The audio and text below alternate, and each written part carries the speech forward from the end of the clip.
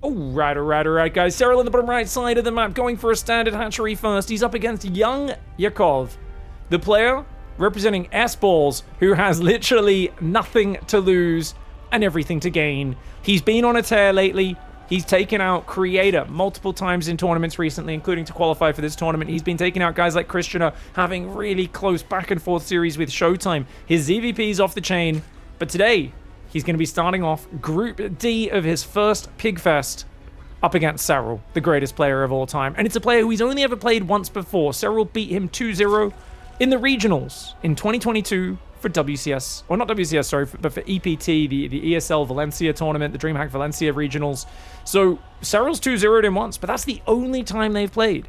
You'd think an up-and-comer would have been, you know, ran into SERRAL a bunch and beaten by him. I'm sure Yakov has way more losses and wins against the Rainers, the Showtimes, the Hero Marines, the Clems. But of course, SERRAL only shows up to the biggest events. He saves his strategies and he plans them out. And as a result, you don't really get practice against him until you qualify for a big-time event. And then you're kind of the surprise qualifier. You get him in here as one of the lower seeds in the tournament. And unfortunately, the way seeding works is you do have to face the big dog immediately. Luckily, it is a, you know, double elimination group stage here. But best of threes until you get to the qualifying matches. So first 3 matches today will be best of threes. We'll do the both starting matches and the losers match. And then it'll be best of 5 winners match and best of 5 final deciders match to see who takes the spots into the group stage. Both sides have pulled off gas pretty similarly. You can see Yakov has started mining a bit more gas. And so he's kind of pulled off slightly later, and they're both going to go Baneling Nest. Now, I was saying leading into this, how the hell do you beat SERRAL? I think map 2 is Winter Madness, map 3 Tourmaline. If there's a map you want to squeeze out Mutas, be a little bit greedier, that's probably map 2 Winter Madness. Here on Ruby Rock, I think you've really got to be wary of Ling Bane, but you've also got to be wary of Roach Bane attacks. I don't want to see a big Ling Bane pressure from Yakov, and yet that's what he's doing. He is going for a big Ling Bane pressure. He's deciding, I feel most confident applying pressure. And you know what? He can make it work. It's just SERRAL traditionally is very clean at defending these. But here we go. Both players flooding Lings out. SERRAL immediately adopts a defensive stance. And he's actually building a Roach Warren in the second gas in the bank. SERRAL is already thinking about counter swinging. He already is thinking about doing a 35 to 38 drone Roach Baneling attack. Yakov does not have a Roach Warren started. He'll need to start that before 4 minutes 20 at latest, or the counter attack might get him. Baneling's taking big damage, but good fight for Yakov so far, man. He hasn't overcommitted. He is down 6 workers, but only temporarily. You can see his drones are coming out now, and he does throw down his own Roach Warren in 4 minutes. Solid play for Yakov. I'm impressed, guys. Yes, he's down 6 drones, but it's very temporary. He's basically like 5 to 10 seconds behind in the droning, and he's traded a little bit better initially. Now the trading's gone the other way. Oh, not only, what the hell? Where did that Baneling come from? I didn't even see it. SERRAL looped a Baneling around, or maybe he morphed it there. And he catches all of Yakov's Lings on the retreat. Oh my lord, that was absolutely devastating. Where the heck did that Baneling come from? I will have to go and check the replay. Sorry guys, bad observing. I had a coffee, but maybe I need a second one. I wasn't expecting the games to start off so quickly. I should have known it's ZVZ. You can't blink or you will miss the action. 41 drones aside, Roaches are on the way. It looks like a third gas coming in for SERRAL. Whoa, Baneling's coming in. Yakov. Oh, he's going to detonate the Baneling. Doesn't detonate the Bane. Loses 2 drones. Could have been worse. But he's lost 2 queens now as well. SERRAL there coming over with the Roach Rally. Feels like SERRAL's only about half committed to this, and yet it's going to be incredibly hard for Yakov to defend. Yakov's Baneling gets sniped by the Roaches. SERRAL ever conservative in general as a StarCraft player.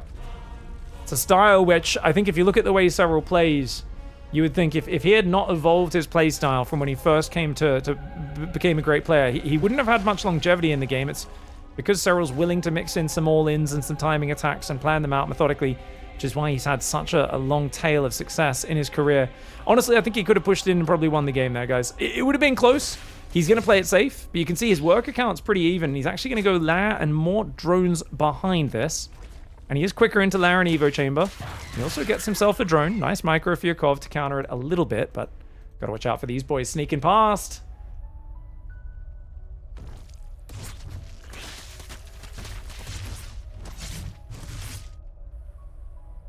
Another drone goes down. SERRAL being cheeky. Yakov's gonna go for the Southeast Asian Banelings. Sneaky boys try to sneak into that mineral line. Yakov not building an Evo. All right, this tells me Yakov is basically, yeah, he's kind of trapped. He feels like he can't get up in the upgrades. He needs a big win. SERRAL spots it. Doesn't pull his drones away, though. Only 3 workers, though. It's not enough. SERRAL building 7 more workers while scaring him with his roaches. A lot of players, they commit to timing attacks to win ZVZ. SERRAL is a guy who shows you his roaches, forces you to build army, builds drones and upgrades of his own, pulls back and says, now I'm slightly further ahead. It's not the fastest way to win ZVZ, but it's technically the correct way.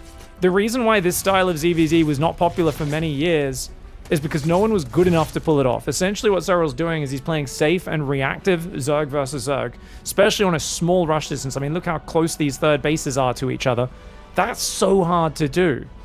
But SERRAL is the first player who in 2018 showed you could do it consistently, and he really did change the meta of ZVZ.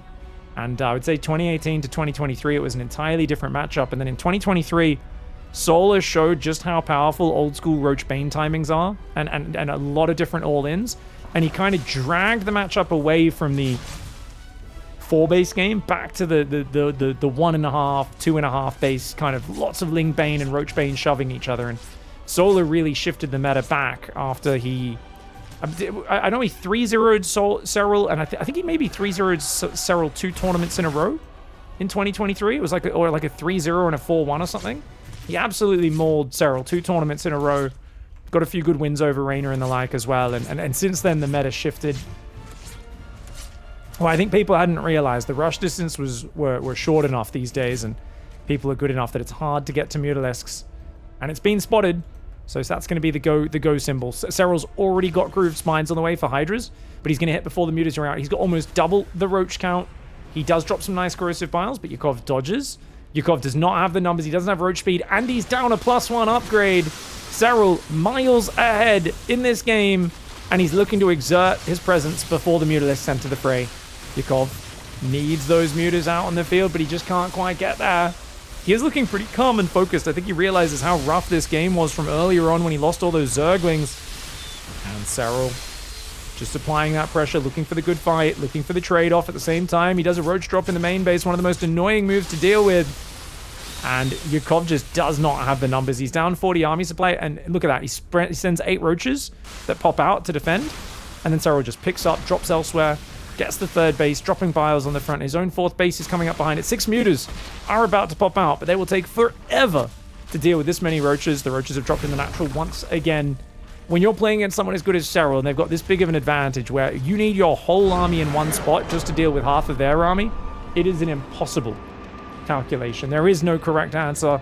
Yakov goes to the Ling Bane pressure. It was a strategy I didn't really want to see from him in game 1, just because I think SERRAL is so excellent at shutting those down.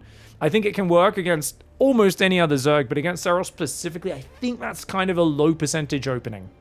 All right, guys, going into game 2, we've got Yakov in the top left side of the map, SERRAL in the bottom right side. Hatch gas pool for both sides. SERRAL does have the slightly advantageous spawn.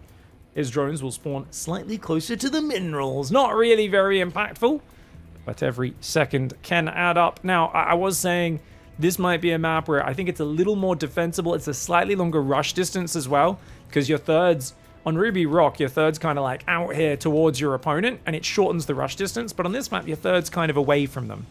So it's naturally a bit easier to defend this ramp and kind of this area here while going to Mutas. If you go Mutas, though, obviously you need to make it look like a normal Roach game. You can't just rush Mutas these days. It is a nice way to create asymmetry, and I think asymmetry is one of the best secrets to success against a player who's favored against you in ZVZ.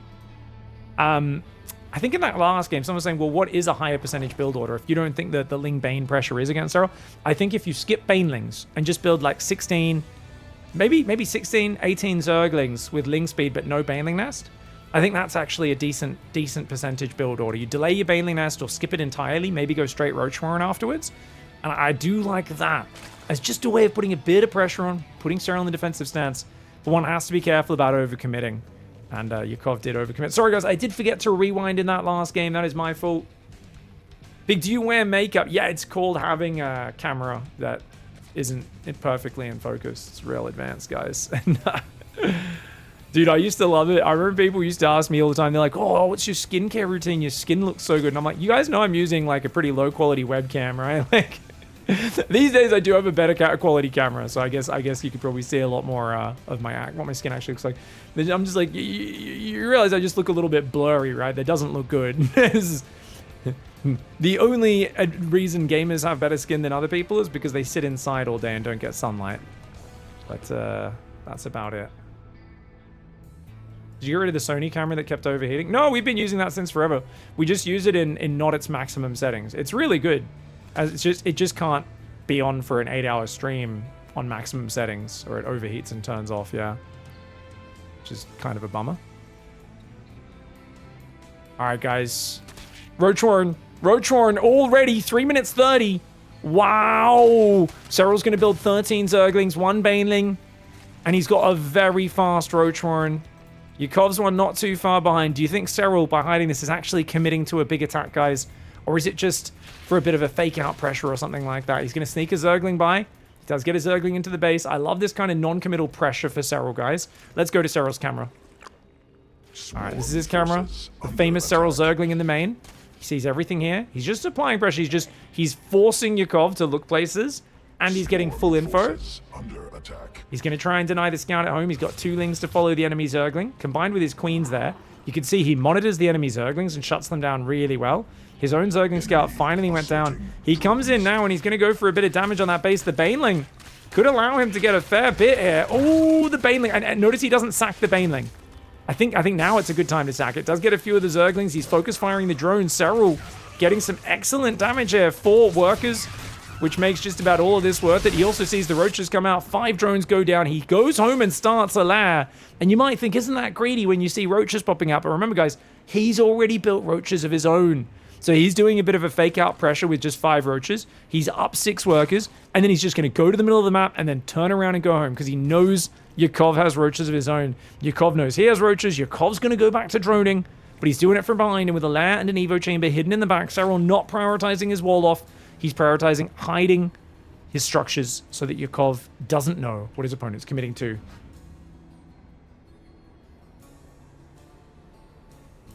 Yakov's going to try the sneaky Banelings, but looks like they got spotted going there. Bit too obvious.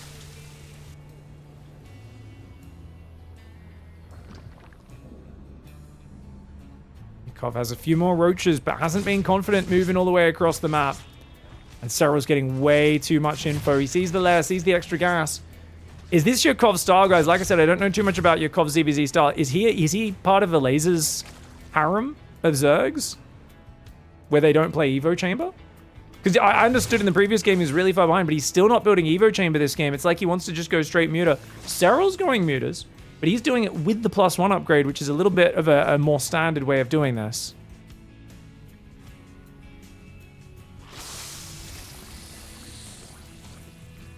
Six gases spotted. Who's going to be ahead on that gas? This is so weird. Evo Chamber goes down now. I was saying I'd like muters on this map for Yakov. The problem is it feels like Serral is actually getting there ahead of him.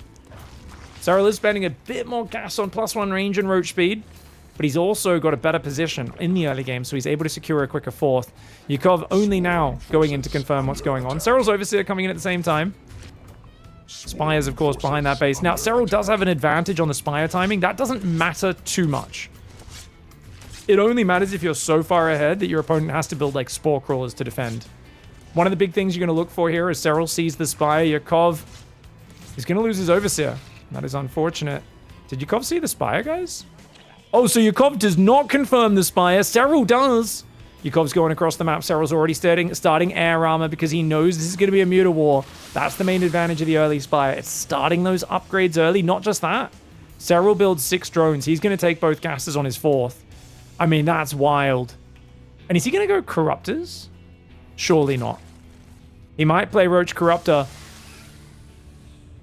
I've harassed Serral after he's won world championships before about how trying to convince him to stop playing Roach Corruptor. We've had fun debates about that. Roach is coming in. Bile's trying to come down. 11 muters are on the way for Serral, so he is building more muters, but the roach timing alone is already hard to stop. That +1 weapon's really helping out here. Does eat a pretty solid bile from Yakov. The muters are finally here. Roach is starting to get in there. Whoa. how much damage can Serral do? He'd like to kill a few more drones. The mutas are on top now.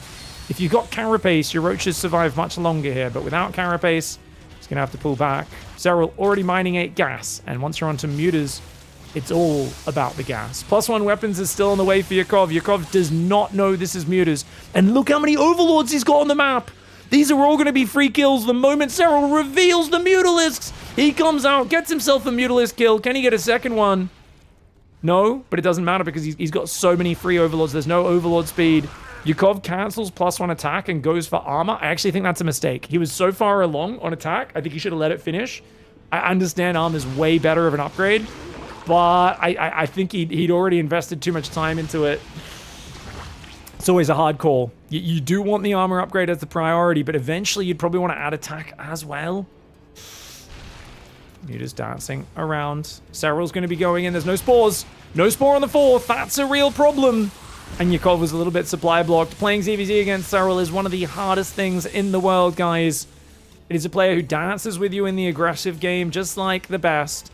But he's also macroing behind it, expanding, and doing all of that.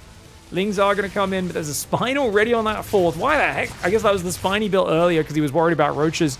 Muta fight's going to happen on the other side of the map, and that is devastating for Yakov. Gets a few mutas into the red, but doesn't finish them off, and that's going to be game-ending. If you lose the muta control, you just can't fight back. Very nice for Serral, seeing what was going on, and of course, just not spotting that spire. Yakov didn't know what sort of game he was in. He'd killed 2 mutas for 13 at the end of that game, and that's going to be a solid 2-0 for Serral. Just showing what he's made of in the ZVZ matchup. There is a reason he's the final boss here, and honestly, I think Raynor is possibly like one of the definitely the best ZVT players right now, probably second best ZVZ player. And yeah, I think it's purely the effect of playing Serral so much. Raynor has said ZVZ is miserable right now. I hate that matchup. I honestly think if he didn't have to play Serral, he'd be like, I'm the king of ZVZ. I never lose. But that's the effect of if you play Serral enough, you're like, this matchup is impossible. GG, well played. All right, guys. Showtime in the top left side of the map. He's had a runner-up performance at Home Story Cup, only falling short to the greatest TVP player in the world, Clem, and otherwise looking like an absolutely unstoppable brick wall. But he is facing a man who is proxy barracksing to start beyond in the bottom right side of this map, Shopify Rebellion, and he's going to be going for a barracks all the way over here. That's interesting. This is not that close, but it's also very hard to scout. It looks to me like it's just a Reaper opening. I mean, surely this is not a single barracks marauder or something, is it, guys? This almost looks like he's going to build a factory and a reactor and then a tech lab and do a full 1-base all-in, you know? I don't think you can do that against. Surely not against the probe scout. It kind of looks like the position where you do an old school 1-1-1. Like I'm like the only time I would proxy there is if I'm doing something super foul. I really don't want you to see what I'm doing with that barracks. Let's see, it is just he's gonna build a factory. Sorry, I thought it was too crazy. I was like, no, he wouldn't be that insane, would he? Maru recently did a 1-base all-in and beat Clem with it on the same map, but he did it in his main base. He made it look like it was just a double gas wall-off build. Clem assumed there was a command center on the high ground. There wasn't, and Maru got him. This is a much more committed push. The problem with this push is if Showtime scouts at 2 minutes and sees no factory at home, he knows you've built a factory or a second barracks on the map. Because you've gone double gas, it has to be a factory. It can't be a 2 or 3 barracks.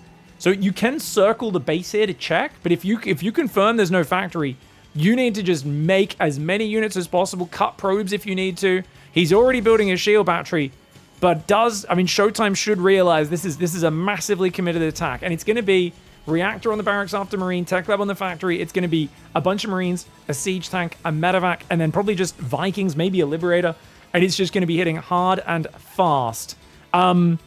Robo or extra gates, guys? What do you guys prefer? I love to go Robo here. I think Immortals are amazing units.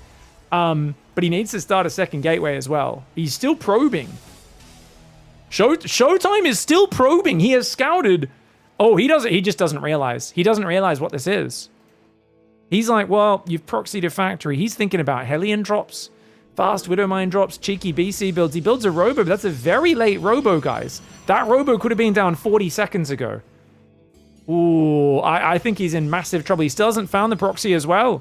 He's checked this whole left side. He's going to go back here to check there's no command center, make sure he hasn't been duped. But that second gate and Robo are both very late. I mean, non-stop probe production is not important. All you need to do is defend the tanks from getting into a brutal position. Oh, no! Wait, did he... Is this on purpose? Is he going to build Banshees? Why is he lifted the factory? Was he walled off so he couldn't get tanks out of that? Did BYUN mess up his placement, guys? I think BYUN messed up his placement. He should have had a second tank building right now. Oh, no. BYUN goes in. He only gets 2 probes. He had to move it because this barracks walled it off so tanks couldn't fit out, right? I'm not crazy, yeah? Or no, or was this part of the plan? This is so bizarre. Is he actually going to make combat shields? You know, Showtime's greed might pay off because this is actually such a delayed push now that he's waiting so long with it. And the thing is, if Showtime doesn't go like Disruptors or better yet, charge Twilight Council, the unsold plan is you're going to make a ton of unupgraded gateway units and Immortals, and then I'm going to have like 50 Marines with combat shields, 4 siege tanks, and a lib, and you can't stop that because you haven't gone up the tech tree at all. Oh, this is so weird. This is so weird.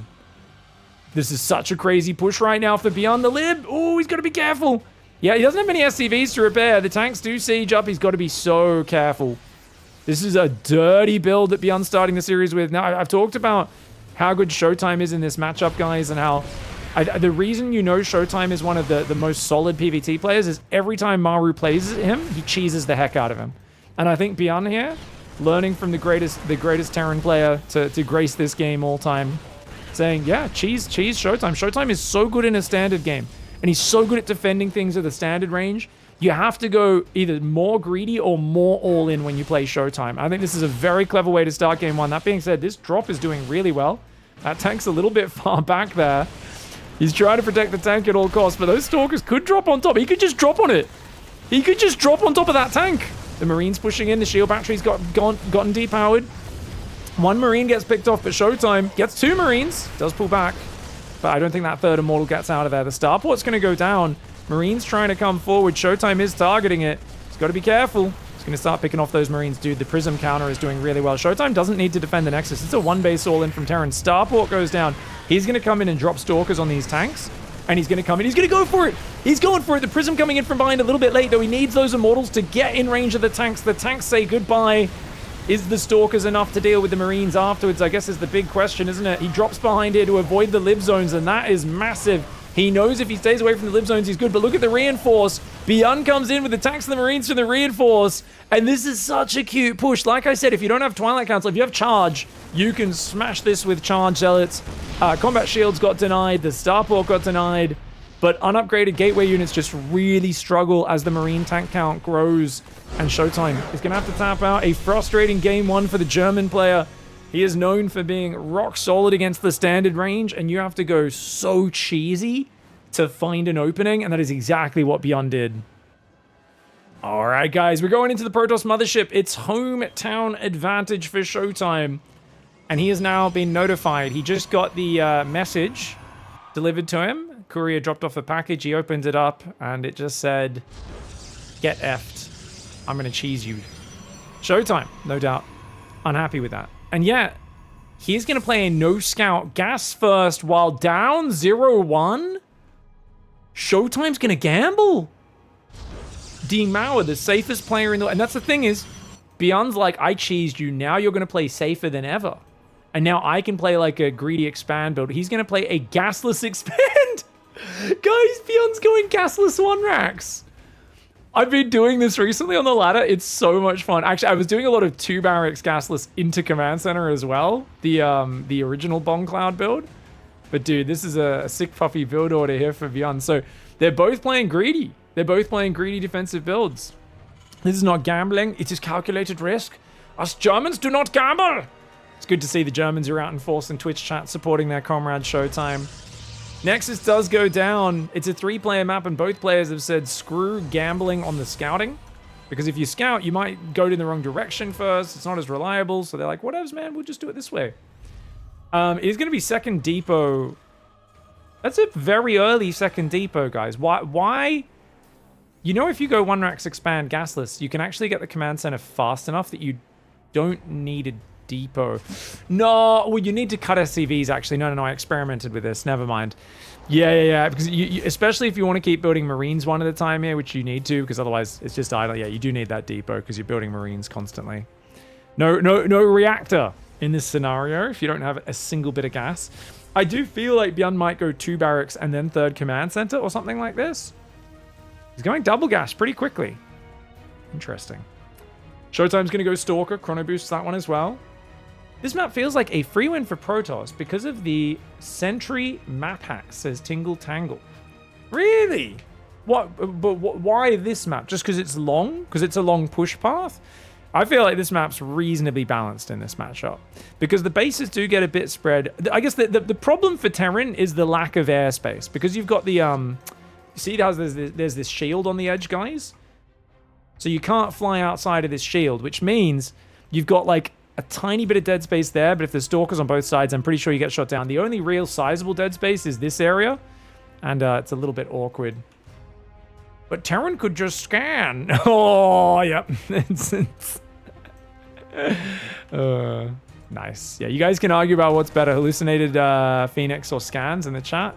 I'll come back to the dumpster fire to put it out and after this game, okay, chat? You guys can start calling, no, your run's more stronger. No, your one's stronger. Dark Shrine! Because the starport's so late, so there's not going to be an early Raven with this. He sees the tech's a bit behind. It's a pretty early 3 barracks. Probably straight into Medevacs BYUN wants to do. BYUN's still completely blind. Ooh.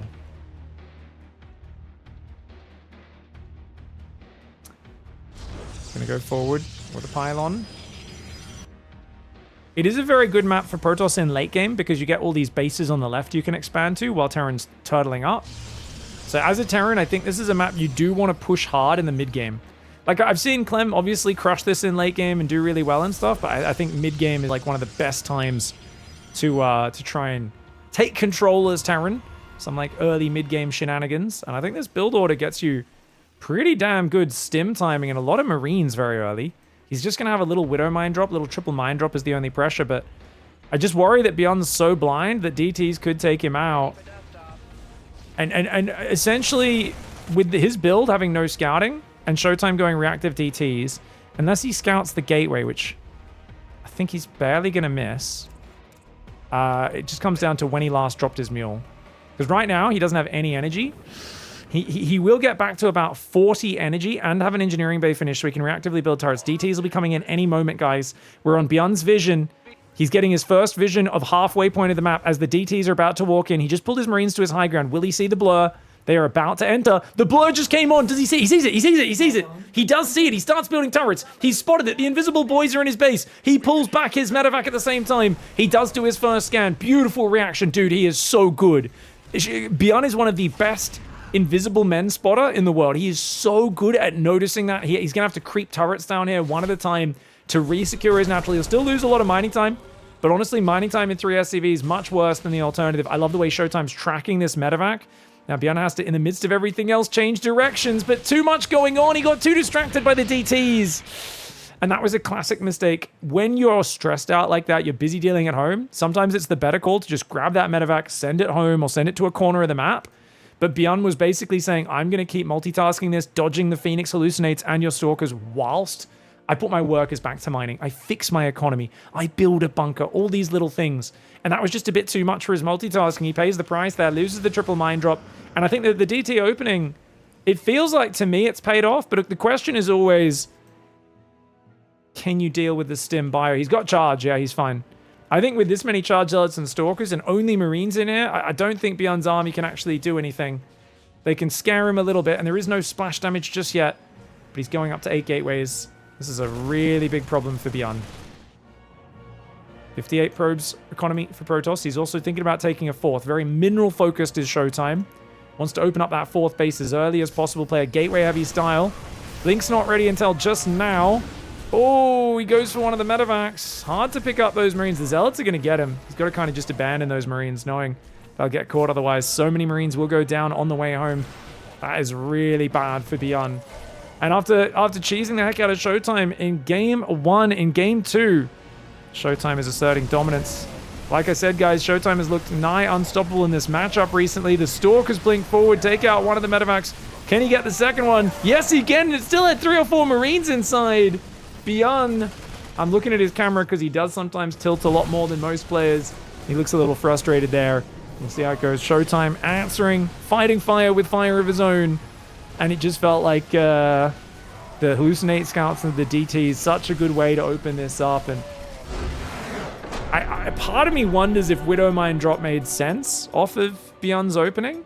I think in a lot of games it plays out really nicely, but there's a part of me that wishes he just went Stim Bio earlier, or got a Cyclone to get a little bit of map presence earlier, or just went straight Stim Medivacs. But I think this is me saying, well, in hindsight's 2020, it didn't work out at all. Is that just because Showtime was so good at tracking it with the hallucination and shutting down that Widowmine drop? And obviously the DTs was a really good reactive tech choice. Very smart play all around for Showtime, and he did a very greedy opening after getting cheesed in game 1, which made his build order so much smoother. All right, guys. Well, both players have taken swings at each other. BYUN is clearly not happy to just sit back and play really standard.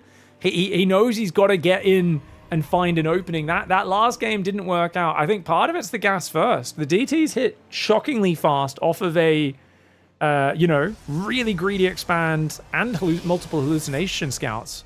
That's what the gas first opening can do for you. It's going to be an engineering bay block. Looks like BYUN's going to go for a subtler build this time. It could be a second barracks proxy, actually.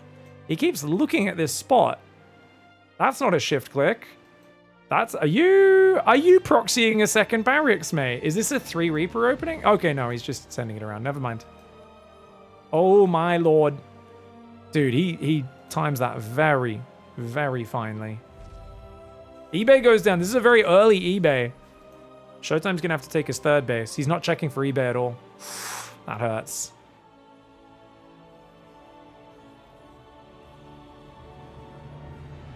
State's in the chat. How are you doing, State? He says, what happened to the fitness goal? Oh, doing well, mate. I had to reinstall Windows. We had to rebuild our OBS, so I should put that back up. It's going well. I ate a ton of food and didn't exercise much for about 2 weeks. And I finally, I wasn't weighing myself. I finally got on the scale, and I'd lost like 1.5 kilos. And I was like, how did that happen? I don't even know, man. I mean, you can't lose a lot of muscle just for not doing that much exercise for 1.5, 2 weeks, but yeah. Lunar New Year feasting somehow lost weight during. I don't even know. Command Center does go up in the back. We've got the reactor going down, so it's Reaper, Command Center, straight reactor. 2-1-1, BYUN. BYUN just loves playing old school, doesn't he, guys? Absolutely loves playing old school build orders.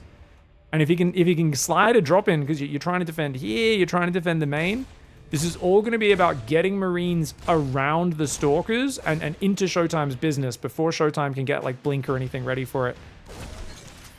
Zealot and the Reaper having a bit of a dance. Of course, you can see BYUN's vision. It is blocked by this grass, guys, so he's got to kind of run through it and around it. But the Adept's going to save it now. Doesn't want to lose that Reaper. So the Zealot maintains most of its hit points. Keeps him occupied. Well done.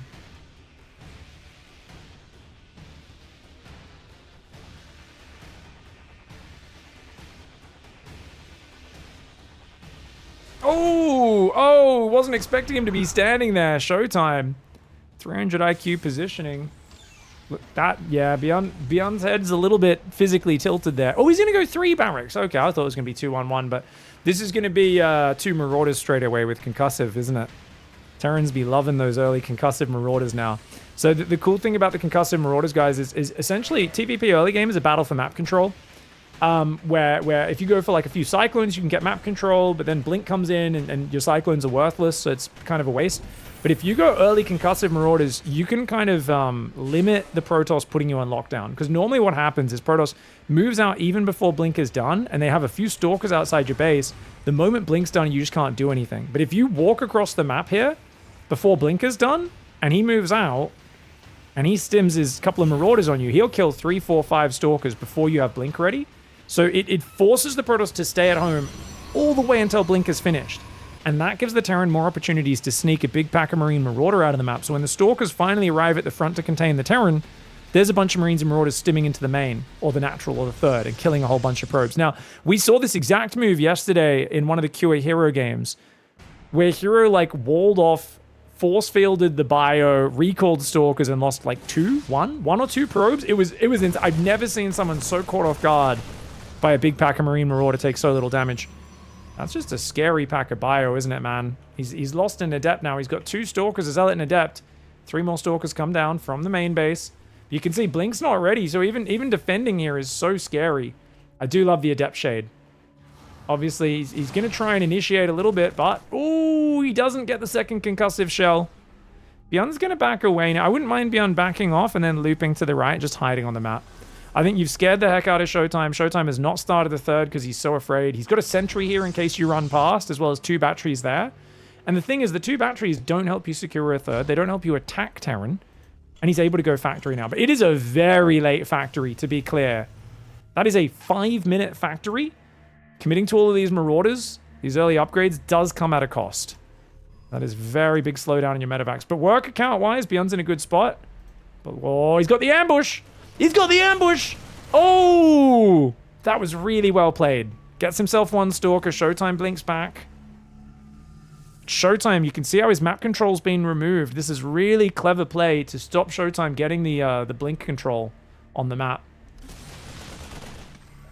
Bit of an awkward blink there. Not my favorite. Oh, good force fields. He does need to... Oh, it's a shame. He should be blinking back these weak Stalkers a little bit. Showtime's micro, not quite there, man. I think the force fields were good enough. It might be okay, but definitely feels like a situation with 2 batteries just behind you. You shouldn't be losing so many Stalkers to this. And if he had a few more, he could now blink on top of the Marauders. He might be able to blink on him anyway. It's a bit dangerous. We'll lose 1 more Stalker, but it's worth it. Cleans up all the Marauders at the end of the day. I think it's a complete... Oh my gosh. I was going to say it's like pretty even trading. No, it's exactly even trading. 6 resources apart between the 2 players.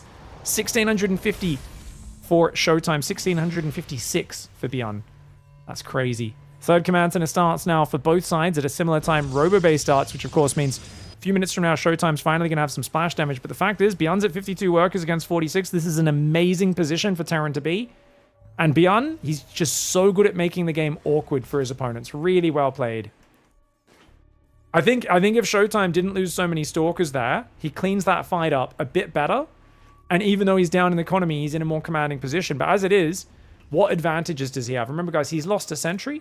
He does have 2 at home gathering energy, which will give him some good utility as time goes on. Colossus is finally starting, but it really feels like BYUN has the advantage now going into the mid-game. And that's bad for Protoss because when we're playing PvT, your big advantage is in the mid-game. That's where you're meant to go kill the Terran. That's where you're meant to mass expand and get way ahead.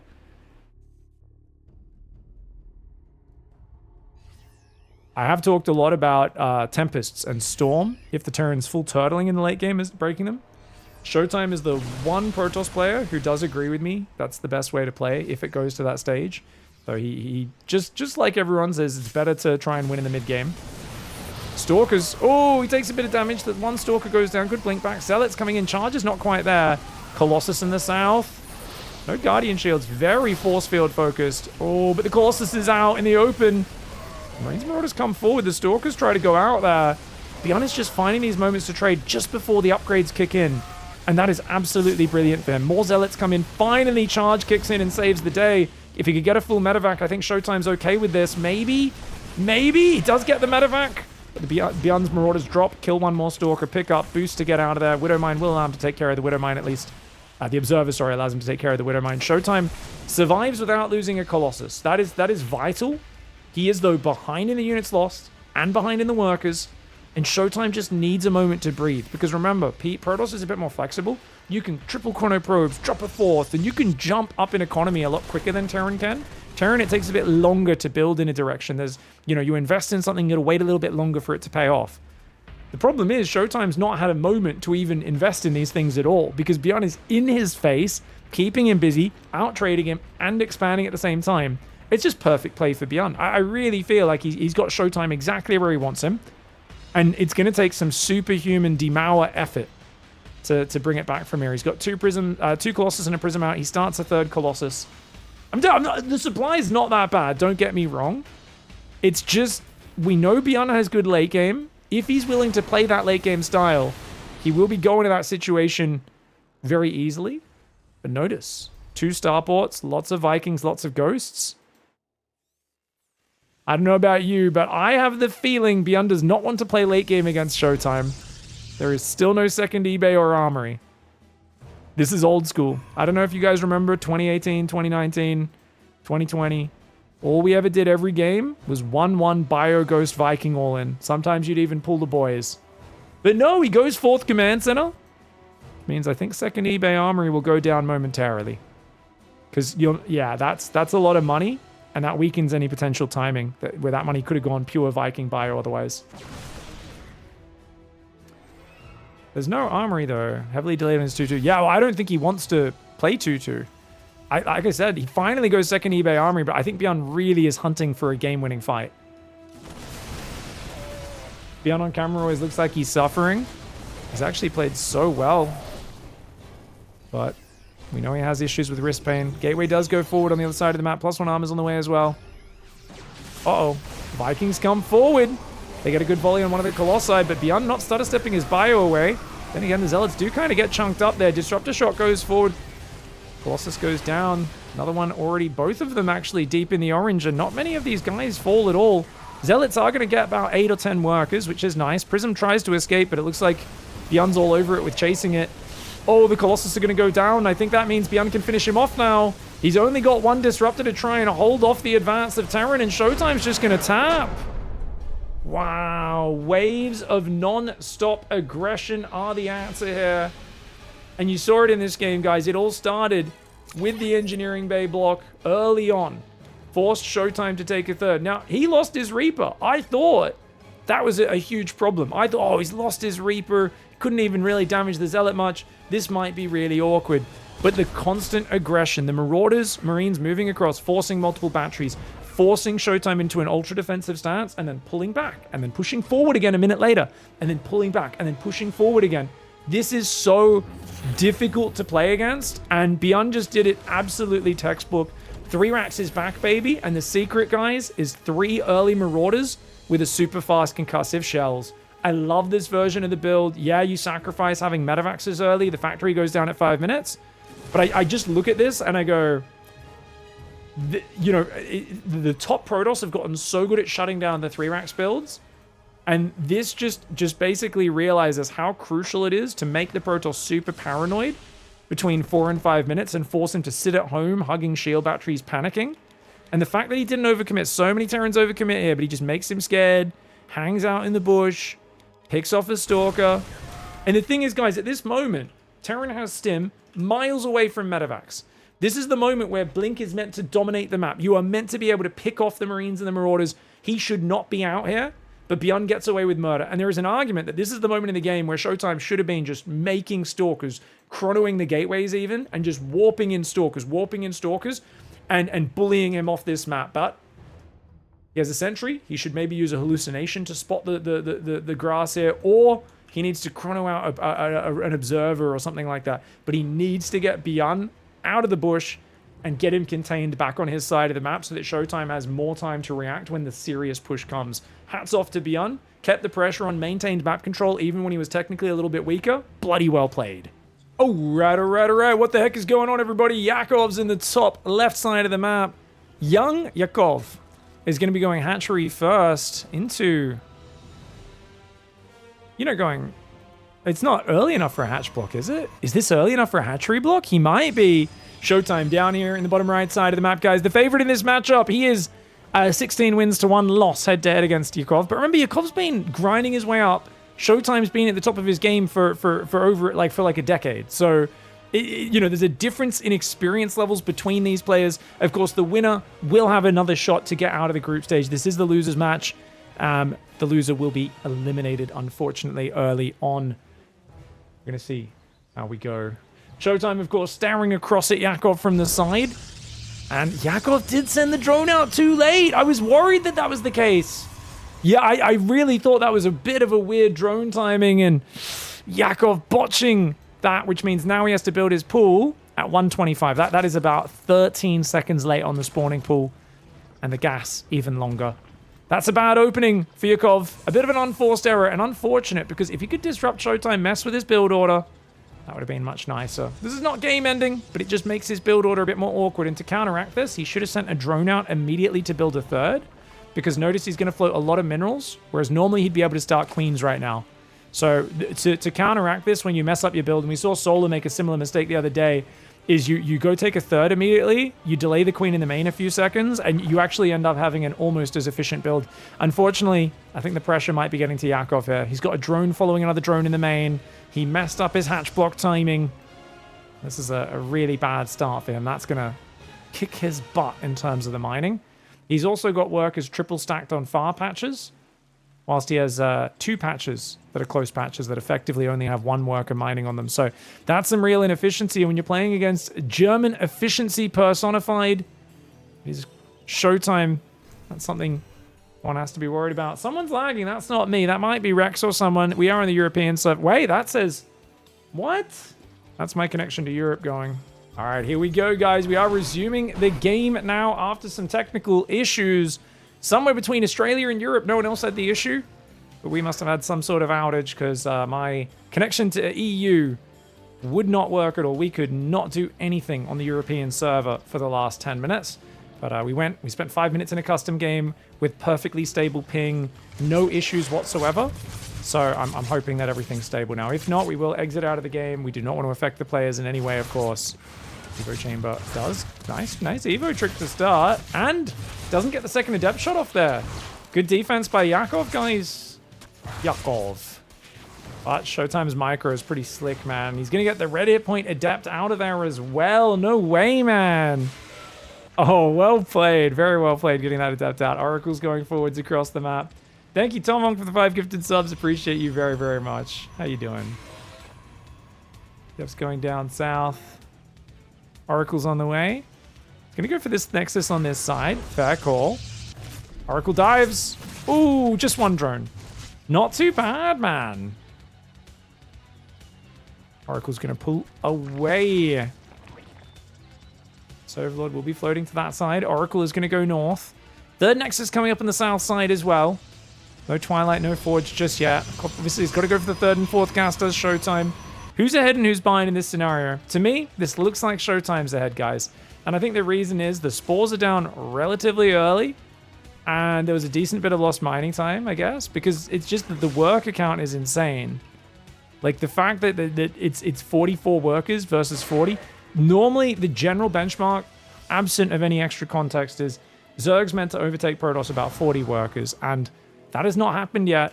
The longer that goes without happening, the better that is for Showtime, because it just means he's going to have so much more money going into the mid-game.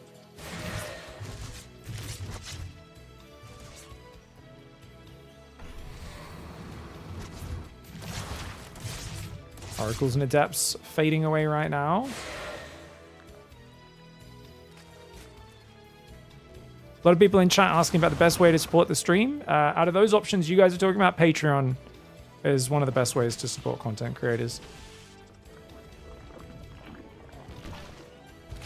If you want to do an ongoing subscription sort of thing. Yeah.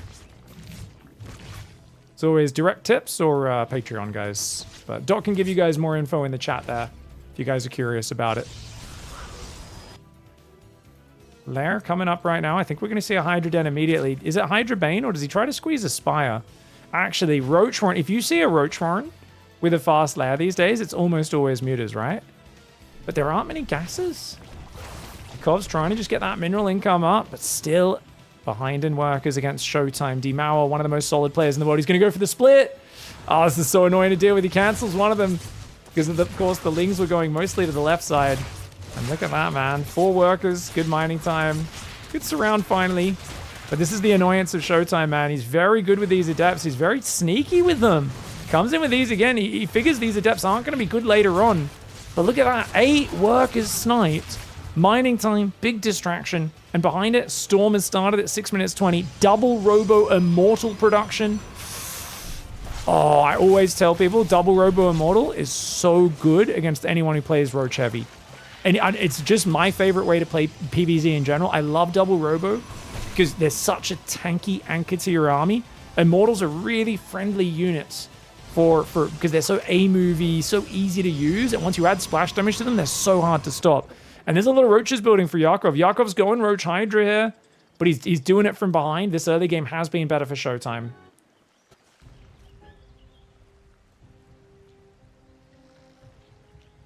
The biggest takeaway from today's camera feeds from chat, guys, has been that Showtime's posture is absolutely insane. Him and Igaz, the two best postures in StarCraft esports historically. Not many players come close.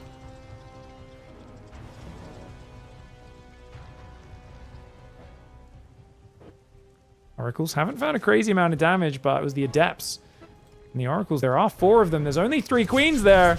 Oh, he targets the high energy Queen, so it can't transfuse. 1 Oracle will go down, but I think that's a very worthy sacrifice. I thought there'd already be a few Hydras out, but there's not. The Spore Crawler could get focused. It will go down, which means the drone that was inside it gets exposed as well. And these Oracles being very annoying. Find a Hydra that pops out, but I think with a Hydra and a Spore, they're only going to get at most 1 more drone. And indeed, Yakov actually does manage to save it. Yakov's an amazing Hive Lurker player, but he's a bit poor in this game, which is why he hasn't got that Hive going just yet. His main's also already half mined out just at 8 minutes. I have noticed that Yakov doesn't have good stacking discipline on his mineral line. So sometimes he does mine out these other patches 30 seconds to a minute earlier than most players, because he has 3 workers on far patches and 2 on the close ones. Remember, guys, this early game was really rough for him. He had a worker following another worker. His hatch block didn't go down.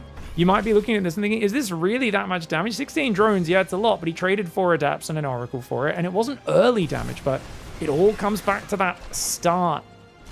And that is why Showtime is in a massive advantage. The missed hatch block, the drone following another drone for a good minute, 2 mineral patches not being fully utilized in the main base, and that's going to stack up to give Showtime a very dominant mid-game position. He goes 8 gas, stasis trap cannon battery setup, Archon's being added into the mix. He's got 6 High Templar, starting to bank double storms now as well. You can see as these guys get above 150 energy, they've got 2 storms each. And these are Lair Tech Lurkers, guys. This is Lair Tech Roach Hydra Lurker, which means the Lurkers only have 8 range. Easy pickings for Immortals and Psy Storms. Oh, my lord. The Storm Immortal just roasts that army. Zealots come in the left side and do cancel or kill even the 5th base. The Immortals starting to stutter step there as nicely as they can. This is a nasty push. This is just so powerful for Showtime. You give Showtime a good start, and he can just maul you. This is too easy of a game after that early game. And Yakov is going to have to clean up his early game. You need to be tight in your build orders and also in these high pressure moments. I think starting off against SERRAL is always a bit of a confidence hit, but really shouldn't be. I think he should have just said, it is what it is. Didn't really get to play my game against SERRAL, but that is what happens when you play ZVZ against SERRAL. Yakov is going to have to find a way to reset, because he had such a good series with Showtime earlier this week in the Wardy tournament. It's the Winter Championship, I believe, is what it's called. And they had a good series. It was really close, very competitive. Showtime won 2-1, but hard-fought game 3. Fleet Beacon's on the way. Second Stargate, Mothership and Tempest transition will be next. I'd love to see Showtime a little bit more dynamic with his movement. I mean, Yakov cannot compete with this army. He can even just push straight through. He doesn't even need to get a Prism in the main. I was going to say Prism in the main would be great, but that wall of Immortals is so powerful. And remember, these are not 10 range Lurkers. They're 8 range Lurkers. Even if they were 10 range Lurkers, I don't think they deal with this army. Not in these numbers. There's far too much Psy Storm. And Showtime, of course, backing away after getting the hatchery snipe, playing conservatively, as he does like to do. But too easy of an early game. Yakov messing up his hatch block timing, and Showtime runs away with the first game. All right, guys. Bit of a sloppy game 1 there for Yakov. And it gives Showtime a dominant position and an easy finish off there. And it kind of made me think that he wasn't fully focused. I'm not sure. Maybe I'm overreading into it. But to me, it felt like Yakov was a bit hyped up in the moment and just wasn't... He wasn't focused in the moment. And this is the worst thing that can happen. This happens when you get tilted, where you're thinking about what's already happened to you, what could happen to you. You're worrying about all these things, and you're just not focused. And that's a really painful thing. He's going to get blocked on the natural. Oh, no, he's not. He gets it down. And he's sending a drone to hatch block at the same time. Okay, so Yakov really wants to hatch block. This time he's sending it out early enough. He should be able to get that down. So here's the thing, guys. Basically, what younger players need to focus on to do this is trying to build a sort of habit to get themselves in the right mindset to just focus on what they need to do and get out of their own way. and just let themselves play the way they do in practice and focus on doing their builds and focusing on executing under pressure. Think of when you see like a tennis player and they've got their weird little habits. Nadal's picking his shorts out of his butt. The player's bouncing the ball 300 times before they finally take the serve. What that player's doing is they've practiced an exact sequence of things 1,000,000 times in practice, and they're trying to recreate it in a high-pressure moment where their thoughts are thinking, oh, if I beat this guy, this'll happen, or if this happens, this'll happen. They're trying to bring themselves back to the basic mental state of just play the same way I do in practice, do the build order correctly. Because I guarantee you, Yakov's done a hatch block 1,000 times. It almost never in practice happens like it did in that game one, where he gets there too late and the Nexus is down. That was just a completely unforced error, and it's a big, big issue for him. So he might need to build just a little bit of a habit where, I know Grubby was big back in the day, where he would like sit there and close his eyes and they'd be like, we need to go. Are you ready? We need to start. And he's like, oh, my keyboard has an issue. And he just sit there like with his eyes closed for like 2 minutes, just kind of clearing his head of all the worries about what could happen in the game. He'd kind of review what his plan was, but then he'd also try to let go of that review, because once the armies meet on the battlefield, you have to be ready to adapt. You could have prepared as much as you want. You may not actually be able to follow your game plan, right? If you can't be too rigid. You've got to be flexible when you play. So once the game actually starts, stop obsessing over your preparation and your preconceived ideas about what you think will happen. That information might be useful. It might set you up for having a big advantage, but it also can distract you from adapting to what's happening in the moment. So you have to kind of go, cool, I've got battle plans, I've got preparation. Now let's see what happens, and let's just get in there and fight. Oh, wow. He's actually committing to Lings here. Guys, Showtime. The wall off is not closed. The creep is actually blocking the wall off. Showtime. Showtime, what the hell, man? Isn't this too greedy for him? Link speed's still a while away. There's only one queen at home. He's not walking the queen yet. I thought he might. Look at this. Lings are going to pop along with the queen. Can he get the zealot? Oh, he traps the zealot. Nice move. There's another queen building here as well. He's going to build multiple queens here. Lings are at the front. The adept does kill one of them. These Lings are going to try and depower the gateway. Look at that. Surrounds the adept. That's a brilliant move because the queen adds range damage. The adept goes down so quickly. The oracle is on the way, but Showtime's in trouble, man. He's got 2 adapts and he's got an oracle on the way. And there is about 1 billion zerglings that will be entering his base. The Lings going after the adepts. He gets a surround on one, but the shade is good. They do get out of there. And he's actually targeting the Cybercore. This is so interesting. A lot of players would go for the third or they'd go for the main. Yakov's going to build either a Spore or a Spine, but he lets his drone die. Bit of a mistake there. And that means the Queen. He's got another Queen, though. The Queens should beat the Oracle, right? 2 Queens should beat an Oracle, but a little bit slow to react. He does surround one of the Adepts, takes it out. The other Adept does shade back. There's a battery in each base. And you know what? Yakov's not going all in. A lot of players would go all in here. But he's saying, dude, you're already in a desperate spot just defending like this. I've got 16 Lings. I'm just going to build more Queens, drone, and take a third base. He's just sent a drone to his third. He just clicked a drone out there. He'll build the hatchery soon. He has the minerals for it. This is actually so smart because it's so hard to just even survive here. Yakov might have been able to kill him with a Ling Flood, but Oracles are so good against Lings. And Adepts in choke points, shield batteries, and probes can fight pretty well. And he was like, you know what? I don't even need to. This is actually the safer thing. This way, I don't need to commit as much. The Oracles will run out of energy. And the Lings can run around doing whatever they want. He's actually, I think he could have just surrounded that Adept and kept fighting, actually. But he finds the new gateway here. Rather than fighting in the mineral line against the battery, battery's not healing. Oracle energy recharge comes in. Gateway goes down. And Yakov has a third on the way. He's got so many Queens. More Queens are arriving here. That Queen's not close enough to transfuse. Dude, if he got a Spore Crawler built. Oh, but the Oracle barely gets back to the battery. Another Oracle's going to turn on the laser beam. Transfuse does come in, though. That's actually really cute micro on both sides. Showtime will finally take out another Queen, but his Oracles are so close to dying. One of them goes down, and he's just going to focus the Nexus now. Yakov with a disruptive, cheesy opening. I really like taking the third as Showtime. I'm like, that's so cool, because you know players aren't going to commit that much to it. It's just to delay you. Yakov's like, wait, no way, man. If you're going to do this, I'm just going to commit to the Ling Flood. And finally, getting the game back to the sort of chaotic situation, the messed up early game. Do not let Showtime play a normal game. We already saw from BYUN. This should always be your strategy. Showtime is too good in a standard game. And Yakov, I'm telling you, this guy's ZVP is lit right now. He is very, very good. He has nothing to lose, everything to gain here. Fantastic. Getting his first map win in PiGFest. All right, guys. Yakov in the bottom left. Showtime has gone across the map with a very early probe. Once again, wanting to block this. So But the hatchery goes down. This is a hatchery before Overlord. Showtime unable to block. I think Showtime was basically the mindset, if I can block you and then double Adept in the third, I think I can just get ahead and dominate. But Yakov is once again going to go hatch block him. And there's a few ways to respond to this, guys. The third base is super Chad, very cool. But I do think you need to kind of wall off and actually defend the wall off a bit more, maybe, and potentially build a Zealot or two, right? Going to come down for the Nexus. Oh, he's got the probe here early, which means he should be able to block the hatchery. But he's got to pull another probe immediately while this probe just blocks. He's got to stay near it because the hatchery takes a lot of space. So as long as you're close to the drone, it won't have room to start the hatchery. Good micro by Showtime. If you just A-move, he'll be able to move away and get enough space and get the hatchery down. Showtime, very good active micro.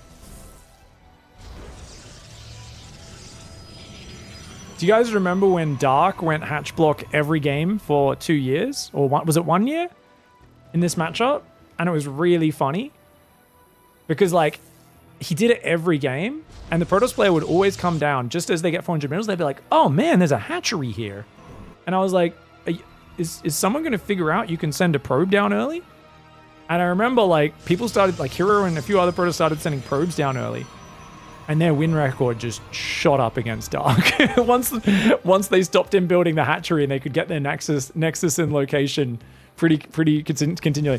One of the problems was Dark just kept trying to do it for, like, 2 more months after they started blocking his block every single time. And I was like, Dark, you need to give it up, man. You can bring it back once you've stopped doing it for a while and they're not playing so safe against it. But Dark was like, I must disrupt your build order. And Yakov seems to be of a similar mindset. He does get a very quick third hatchery down. 2 queens here. He's going to send this drone home. Not a bad opening for him.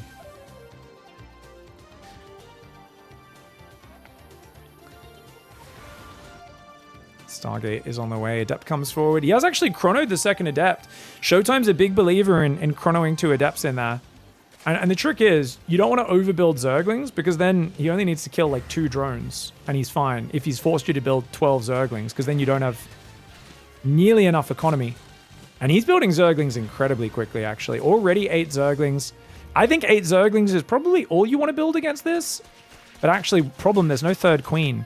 Because Yakov goes early third hatchery. I think if you go quick third queen, you can have 2 queens greet the Adepts on the edge. But because he doesn't do that, he delays his third queen. He's maybe quite weak to this. Maybe that's why Showtime keeps picking the double Adept opening here. Lings will try to trap him there. There are a few Lings following into the main base. And they do a good job of blocking so far. As long as the queen focuses the Reddit point Adept, that's pretty good. He's going to lose just 1 drone. Quite a few Zerglings. We'll see if the Adept can grab another drone or if it's just going to shade away. Looks like it just shades away. That's perfectly fine. Yeah, you lose 4 Zerglings, but now Ling Speed's going to be kicking in soon. It's actually a pretty late Ling Speed, isn't it, for Yakov?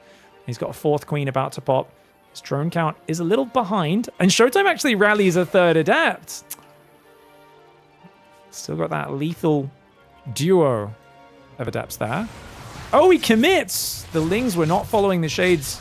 Yakov did not expect that. It's going to be 3 drones going down as well as 1 or 2 Zerglings. Oracle gets in the natural. It got just 1 drone and it got into the deep red. Good scramble for Yakov, but you can see his worker count is down 11. There's a 3rd base building. But Showtime's pretty light on units at home. Only 1 Adept at home. He's traded 3 Adepts. You can see Showtime is basically throwing army away to damage the economy. And this is why Yakov needs to, like, really get just drones for the next minute or 2. And he needs an Overlord or 2. A lot of players, when they lose economy like this, they kind of panic and they go, oh, I need to build drones. And they forget about the Overlords. But Yakov remembers. Very nice. Build's only 1, though. You should really be building about 2 or 3 Overlords at a time at this time point. He's also not rallied to his 3rd just yet. He's worried about the Oracles catching them on the path. No injects on the natural. Like to see... Oh, there's 3 Oracles. Only a Spore, no Queens. Luckily, Showtime not willing to dive there. Might have been able to get 4 or 5 workers. 3 Adepts are coming forward. There's 2 Gateways and a Twilight Council coming up. Forge is already finished.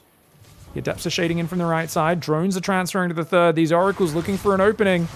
And they're going to find a relatively undefended main. There's only 4 Queens this game, guys. Those Adepts are going to dance into the main. Very few Zerglings to defend. And that's a real problem for him. 1 Oracle does fall, though. Showtime going AFK for a second when he really shouldn't have. 6 drones are going to fall. Showtime is on 54 workers, and it feels like his economy may just be snowballing too fast. He also sees no lair. When you see no lair, started at 5 minutes 40. At Showtime, you can throw all your adepts, even your oracles away here. It doesn't matter. Because what can he hit you with? Zerglings, unupgraded roaches with no roach speed, no hydras, no mutas. And you can just play very standard. He's going to go up to 7-gate blink. Is Showtime. I wouldn't be surprised to see a Templar Archives within the next 10 seconds on the production tab. But he's a bit distracted right now. Zerglings come in, get a Stalker.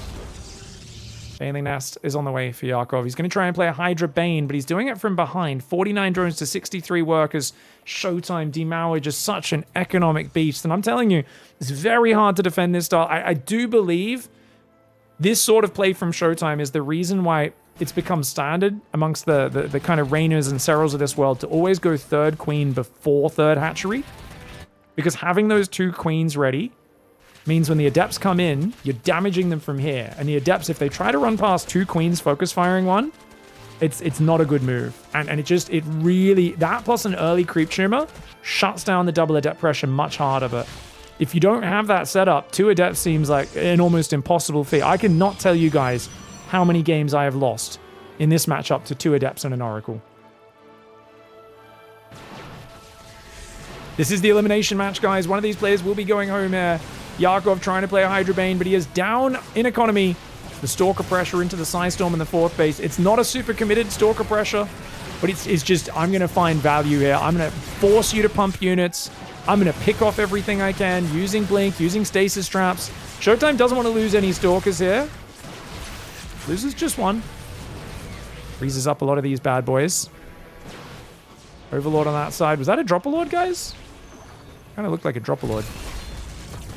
Ooh, bunch of Stalkers get picked off. 4 Stalkers. He's going to warp in a few Zealots now. He's got +1. Charge is not done just yet, though. Lings cannot be fighting this. Yakov going back to drones, Bane speed, Hydras, and a 5th base down south. Showtime is going to be going to late game with an advantage. He doesn't have the Robo-Tech that he did in the previous game, but against Hydra Bane, you don't really need it. And in fact, it's usually more streamlined to just go Tempest Mothership pretty quickly off of this. Did he actually have units in the Overlord, guys? It was a Dropper Lord, but I didn't see the minimap if there was any Zerglings that actually loaded up or not. The distraction did at least force Showtime to recall, which was something. Yeah, I saw him send Lings over. Okay, thanks, chat. Sorry. Bad observing for me. A few issues today. I've been thrown off my game a little bit. I'll try to do better.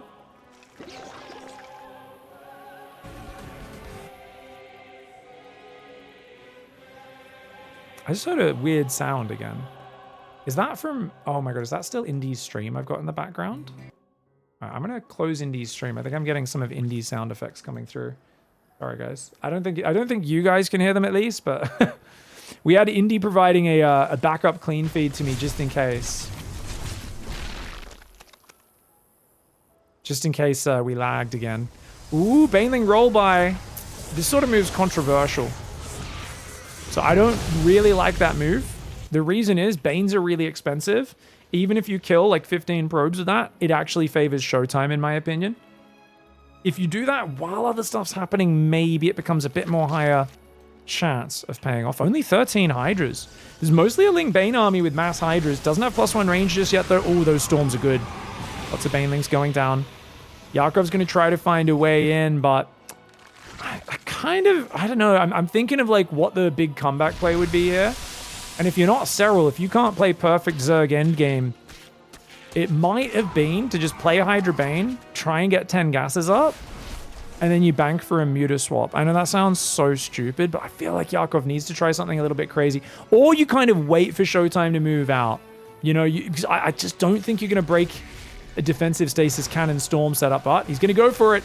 Here we go, coming from all sides. Beautiful Storm Arc on starter step. Banes from the north, try to get in there. He just can't quite get to those High Templar. On the south, a Storm lands, zoning some of those Hydras as well. And the Zerg washing up on the cliff of Protoss defenses. Like waves upon the rocks. The waves look very violent. They look very impressive. They wash away. They recede, and the rocks look like nothing has changed. It's going to take a few thousand more years of waves like that before the cliff face noticeably gets eroded. Second Forge coming in. He'll use that, of course, to add some armor upgrades as well. Make his Zealot run by as much better. Hydraling Bane going to continue on this right side. Second Evo Infestation Pit. The problem that Zerg players have when they're playing Hydra Bane in this situation is very few players can play late game very well against Protoss. So, like I said, I think he had to be more patient and like wait for Showtime to move out and really accept that he's just playing a low percent game. Because once you throw away an army like that, now that's 3,000 resources trading in Showtime's favor. That being said, he's got 90 workers. Yakov has a lot of money. And there's always a chance you can find an opening. Like he's got 4 Overlords, morphing Dropper Lords. Not sure where those are. Looks like they're going to go to that right side. Maybe just do Ling drops or Bane drops or maybe something like that. He's got to try to find ways to trade that aren't completely terrible. And remember, Showtime is so defensive that he will give you time to get back in the game. We saw Shin versus Classic the other day, and I asked Shin, I said, Shin, it was this map. You lost 26 drones in the early game. Did you think you were screwed? And he said, well, I knew that Classic just sits at home and doesn't attack. So I literally held down the drone key for 3 minutes and just prayed that Classic would play the same way he normally does. And he did, and it worked. I was like, yeah. He's like, Hero would not have let me done that. Here we go. Hydras come in. Baneling Hydra drop, but the Archon recall. Oh, the Hydras go down. I would love to see a hot pickup. You got to kind of use these drops a bit like a Terran. Imagine you've got Boosty Medivacs and Stim Bio. Banelings will get in the mineral line, but only 7 probes going down. There's too much meat in this army, man. There's too many Archons. Yakov somehow only down 3,800 in the trading. I'm actually quite impressed with that. He's got Hive up now. No, he doesn't. He's still on lair tech, actually. He's going Infestation Pit, Lurker Den, but no Hive. It's lair tech or die trying, I guess. Seems to be the name of the game today. Ooh, Hydra's going to pull back. But there's just so much Protoss. He needs Banelings on those High Templar. If he has Banelings on those High Templar and 30 Hydras surrounding, I think he could do it. He's got 21 Hydras. He only has 12 Banes. Getting the Banes on the High Templar seems like an impossibility. Oh, Showtime. Loses 1. 2 of them do get in the deep red. We're going to see another one of these Ling Hydra drops. Recall's not available this time. You always want to drop enough that a single recall isn't enough to deal with it. So I really like the way he's done this drop. Even bringing 1 or 2 Banelings in the mix. It's a problematic drop to deal with. Really cool attack here. Yakov fighting an uphill battle. He's playing against Demour, guys. For those who don't know, normally in ZVP, it can feel like you're attacking into someone's like feudal town center where they load up the villages and they're shooting arrows. When you're playing Showtime, it's like he literally just gets a castle that instantly spawns when he hits feudal age next to his town center. And you're like, how is he so freaking hard to kill? And in this game, he's actually just ahead of Yakov as well. So it's not just an uphill battle. It's a game where Yakov has to find magical victories. ZVP is all about the early game. You'll hear me every time we're interviewing SERRAL or Rainer, and I'll go, oh, what happened in this game? Was it this or this? What did you think of Mutas against that? And 9 times out of 10, the Protoss or the Zerg player, what do they say? Well, it's all about the early game in ZVP. You know? I'll often say, yeah, I mean, Mutas seemed like a good idea, but realistically, it was the 7 probes I killed in the early game, or me shutting down the Oracles and only losing 2 drones, you know? It's all about that early game damage building up. No Overseer here, which is going to be a real problem because Mama's in the house. It's Big Mama's house, episode 72, where she's going to plop a time warp on the Zerg's face, or maybe just recall into the main. Either way, Showtime has a giant army. There are only 4 High Templar. Banelings hitting those, maybe? Lurker range is finally getting upgraded 15 minutes into this game. Look at the way he just storms and moves away, and Storm is so good at zoning the army out. If you get between him and his base, they're going to get absolutely wrecked. Mama's in the bottom right. Oh, Mama and the drop. An awkward moment as they go past each other. Oh, no eye contact made as those two walk past each other on the street. Mortal enemies. He's going to recall back home. I'm not sure which base he's recalled to, guys. Oh, it's to the mothership, of course. That means he is exposed to the counter drop. It's going to go into his natural. It just feels like there's so much more damage here for Protoss. Showtime looking cool, calm, collected. Yakov had such a good game too, man, but now he's dealing a Lurker drop. That's his chance to find some real damage. Zealots are in the natural. 10 drones have fallen. Middle base has gone down. These Lurkers need to find the damage, but recall is now ready. Oh, and that's a lot of Protoss. He does at least kill the High Templar. But he's going to try and save 2 lurkers into one of those overlords. The rest do get shot down. YOUNGYAKOV, of course, mining only 1,300 minerals a minute. SHOWTIME has the middle base up as well. These are good moves for YOUNGYAKOV, but he's just doing it from a position where, economically, he needs heroic fights. He needs good trades, and yet he's down 6,000 resources in a game where SHOWTIME has been mining more than him pretty much the entire game. Let's get a Nexus snipe. Something. He's got 3 Vipers on the way. YOUNGYAKOV should absolutely fight this out and try to find a way back in it. Once SHOWTIME has Tempest, he's a force to be reckoned with. I think adding the Vipers is necessary. Especially if the player makes a few mistakes, they can really find damage potentially. He picks up, I think he was thinking he was going to drop when Revelation wears off, but the Stalker warps in and will scare that Overlord away. Lurker's trying to get in behind. Yeah, these are the sort of moves that can distract your opponent, force a lot more mistakes later on. I think he's trying to get... Yeah, that Lurker's just out of detection range. Nice move. In this situation, if you can shift-click the Throdes, it helps a little bit, because you're very rarely going to kill the Archons or Zealots, unless they just sit there for 5 minutes. Lurker's going to redrop here. There will be a cannon on the way, and I think when that cannon finishes, he will take care of it. He's trying to target the Robo. Cannon comes up. The Zealots chop the Lurker in half. Lurker sushi, the best kind.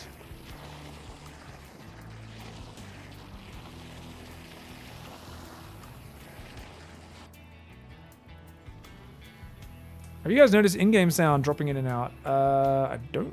Hey, ooh, let me know. Let me know if anyone else has that issue. We'll fix it, but I haven't noticed it. Lurkers are here. Ooh, abducts! Nice abducts on the Archons. He barely has the firepower.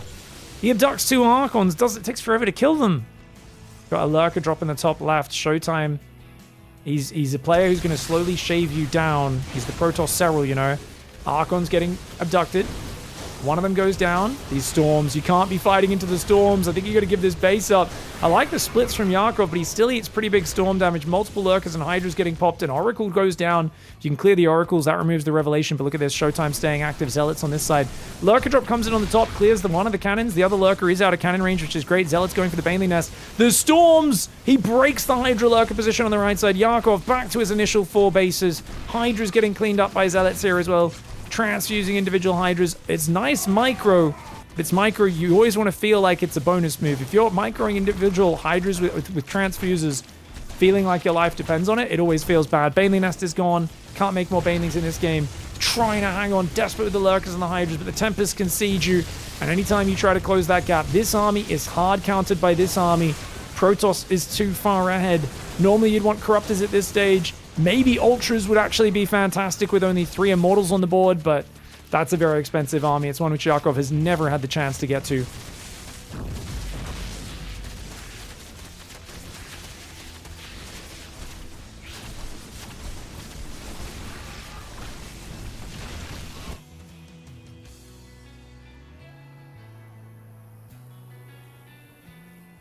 Army's moving north.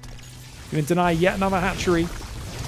SHOWTIME has mastered the art of not overcommitting, guys. Notice he moves around, he shaves off the edges, and he doesn't dive too deep on creep. Now, his observers aren't quite there. He finally gets one to the front of his army so he can clear the creep. Gets in range, drops his storm, then just lets his Tempest pick away. Notice the Revelation detects all of those Lurkers. Revelation, one of the biggest parts of Protoss late game. Abducting a Tempest, but of course the Zealots charge in to support them. A few of the Tempests will go down. Nice little move there for YOUNGYAKOV. The Hydras and Lurkers are getting picked off, man. Oh, big storms. So many Tempests. YOUNGYAKOV putting up an incredible fight, but at the end of the day, SHOWTIME, if he senses there is a weakness in your opening, he will absolutely trade all of his early units to leverage that advantage. And I think he recognized in this series from early on that 2 Adepts pressure was going to be a problem.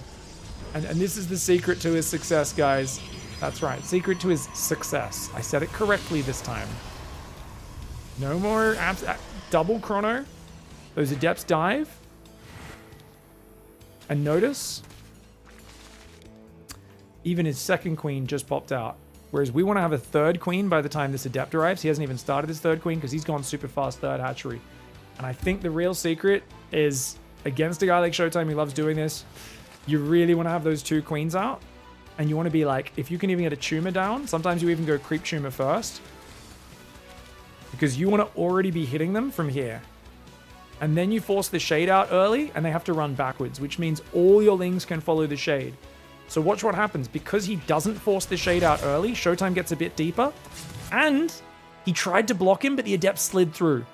Because now the Adepts are threatening this mineral line. He needs to block this, because he can always cancel the shade, so you need to send lings here. But if your lings are here, they're not tracking the shade into the main, and of course, Showtime will let the shade finish, and even though there's a decent split on the lings, the Adepts were able to get way more damage than they otherwise would have. Even the mining time is pretty massive, but he gets a whole bunch of Zerglings, gets a drone, only loses one Adept for it, and there's another Adept here behind it.